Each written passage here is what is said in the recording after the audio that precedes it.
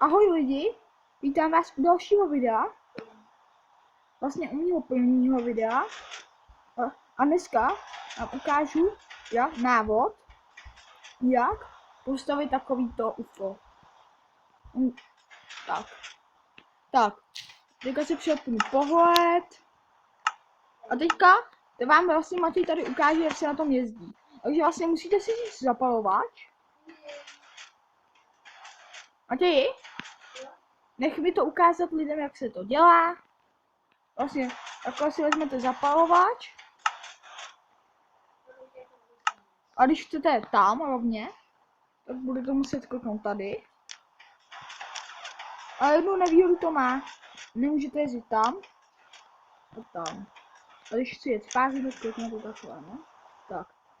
A teďka vám ukáže Matěj, jak se to staví. Tak. Takhle si vyberete vejšku. Brácha, přestaň. Tak. Může to být i takhle vysoký.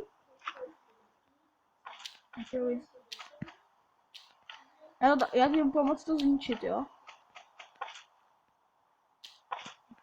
Takhle uděláte křížek. A takhle tam dáte observy a musí být tuto dílou dolů. A když tak hrajeme to na verzi 0.15.6.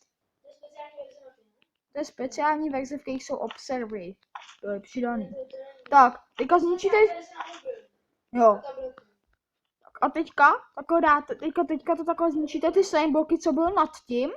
A teďka tam takhle dáte pistony, jo. A teď vám to ukáže. Takhle jeden. Takhle druhý. Jo, musí být prostě takhle, jo. Vezmete si sticky pistony. A jeden musí takhle směřovat prostě do středu.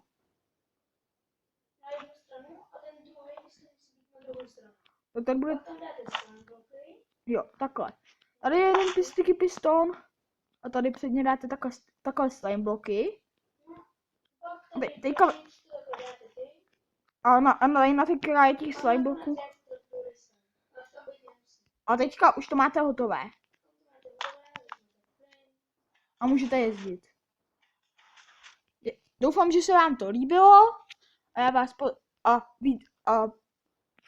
v dalším videu si vlastně budete hrát Vanilu s Matějem a s Ondrou. Takže čusák!